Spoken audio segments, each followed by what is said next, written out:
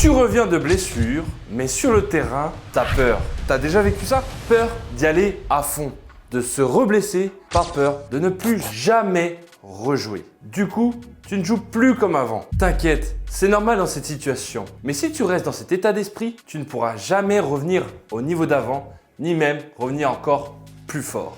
Et si la clé de rejouer à 100% n'était plus une question de physique, mais plutôt de mental? Qui suis-je pour te parler de tout ça? Moi, je m'appelle Quentin Messonneau et je suis préparateur mental. Ça fait 20 ans que je suis dans le basket, 15 ans comme entraîneur et je vais te montrer aujourd'hui comment dépasser cette peur de se reblesser et pouvoir jouer enfin libéré. Let's do it! Ici, on parle sans filtre. On va droit au but, on se regarde en face et on passe à l'action. Alors tu es prêt à t'imposer? C'est tout de suite dans In the Zone by Coach Kyo. Ever since a young boy, I've been getting buckets. Ever since a young boy, I've been getting buckets. Pull it back, Kobe. Pull it back, Kobe. La première clé est de recalibrer le signal de ta peur. Je t'explique. Premièrement, comprenons le rôle de cette peur. La peur n'est pas là pour te freiner, elle est là pour te protéger. Mais aujourd'hui, elle est mal calibrée. Le problème, c'est qu'en jouant uniquement avec tes peurs, tu augmentes considérablement le risque de te reblesser. C'est comme finalement conduire une voiture où tu as tout le temps le pied sur le frein.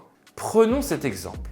Imagine un basketteur qui s'est blessé en atterrissant après un lay-up sur le pied d'un défenseur. Avant sa blessure, il attaquait le panier sans hésitation. Maintenant, à chaque fois qu'il s'approche du cercle, il a peur du contact. C'est comme si un frein invisible l'empêchait d'aller exploser au panier.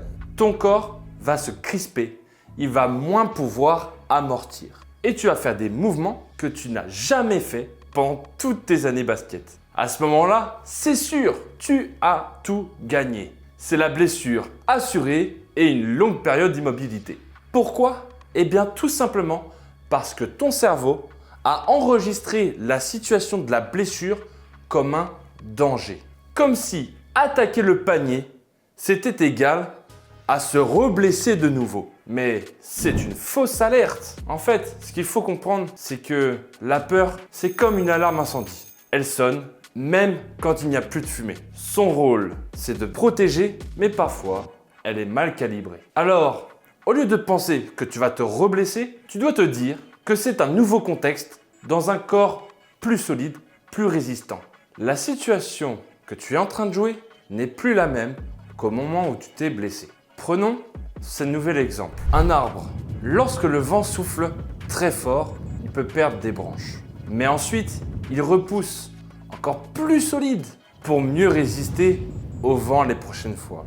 Ton corps, lui, il a récupéré. Maintenant, c'est ton mental qu'il faut rééduquer. La deuxième clé est d'avoir confiance en ton spécialiste. Je t'explique. Tu sors de chez le médecin, de ton kiné ou de ton préparateur physique. Et à ce moment-là, il te donne le feu vert car ton corps est prêt à jouer. Et là, tu ressens. Mais si mon corps ne tenait pas? Mais à ce moment-là, ton cerveau te protège d'une ancienne version de toi. Celle la plus vulnérable au moment où tu t'es blessé. Car même si ton corps est guéri, ton cerveau, lui, ne l'a pas accepté. Pourquoi? Eh bien tout simplement, si tu as souffert une fois, ton esprit ne veut plus que cela se reproduise. Et à ce moment-là, ce n'est plus ton corps qui doit guérir, mais c'est ta confiance qui doit se reconstruire. Imagine un enfant qui prend des cours de natation auprès d'un moniteur après avoir sauté dans l'eau sans bouée la première fois et avoir eu peur de se noyer. Et une fois les cours terminés, son moniteur lui dit « Ça y est, tu es prêt, ton corps sait nager. » Oui, je suis d'accord, son corps sait nager.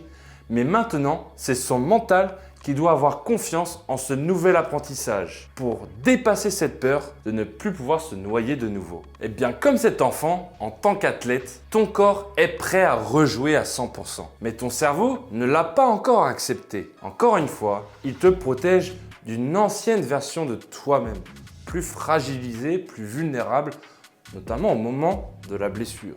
La troisième clé, c'est de conditionner ton corps pour conditionner ton cerveau. Conditionne-toi en arrivant un petit peu en avance de ton entraînement ou de l'heure habituelle de ton match. 45 minutes, voire 1 heure environ, en fonction de tes besoins, de manière à te préparer physiquement et mentalement à l'intensité, à l'effort. Pour que ton cerveau puisse avoir confiance sur la stabilité de ton corps, sur l'articulation qui était blessée ou sur le muscle qui était blessé, reprends des mouvements sous contrôle.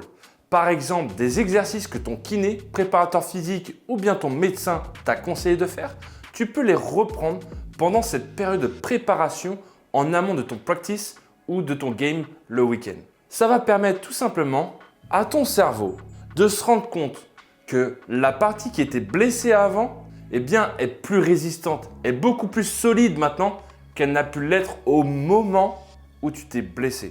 Plus tu vas accumuler ces petites phases de contrôle, plus ton corps et ton cerveau vont gagner en confiance. Mais si tu ne passes pas par cette phase clé, tu vas te mettre à douter par l'expérience passée et ton corps va perdre ses repères. Et à ce moment-là, tu vas ressentir des douleurs fantômes qui te font croire que ton corps n'est pas prêt. Tu sais, sur le terrain, lorsque tu ne te sens pas dans l'entraînement ou pas dans le match, à la moindre sensation, tu demandes au coach de te sortir ou de te mettre sur le côté. Je sais que ça t'est déjà arrivé, je te vois derrière ton écran. Comme si tu allais chercher la moindre excuse à ces entraînements de merde, je me sens nul, je ne suis pas dedans aujourd'hui. Tout simplement pour te protéger d'une version plus diminuée de toi-même. Mais dans ce cas-là, ce n'est pas d'un kiné ou d'un médecin dont tu as besoin, mais bien d'un préparateur mental. Tout simplement pour comprendre pourquoi tu aurais besoin de te cacher derrière des excuses. Dans cette vidéo, nous avons pu voir ensemble les 3 clés qui te permettent de dépasser la peur de te reblesser pour pouvoir enfin jouer libéré.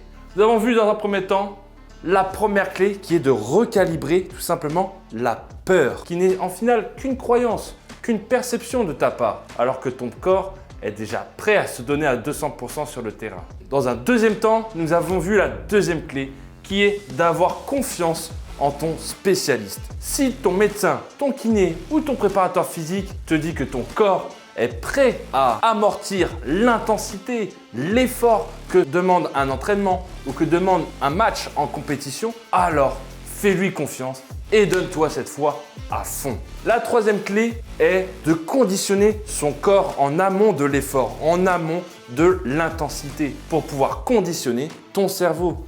En effet, il faut que tu gagnes confiance et pour cela, ton corps doit prouver à ton cerveau que tu es capable.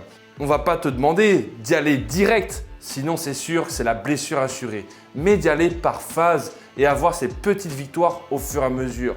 Peut-être que dans un premier temps, c'est venir 1 heure et faire quelques mouvements de contrôle. Et au fur et à mesure que tu gagnes confiance, peut-être que ce sera uniquement 20 minutes, 1 demi-heure, ou alors tu l'utiliseras pour bosser ta technique, voire même ton mental. C'est la fin de cette vidéo. Pour moi, c'était encore un plaisir de te donner toutes ces clés qui vont te permettre de performer, d'avoir plus confiance en toi, de jouer avec le plus de sérénité possible, même quand tu t'es blessé, même quand tu reviens des croisés, même quand tu reviens d'une déchirure musculaire. Peu importe la blessure que tu as vécue, dis-toi simplement que tout se joue dans la tête. C'est ce qui fait la différence. C'est pourquoi je te propose d'aller un peu plus loin et de réfléchir sur la place de la dimension du mental sur ta performance. Je t'invite tout de suite à cliquer dans le questionnaire ci-dessous dans la description, voire même m'envoyer un petit message sur Instagram pour qu'on puisse en discuter ensemble. Ça sera avec plaisir. C'était Coach Q sur In The Zone. Yes sir!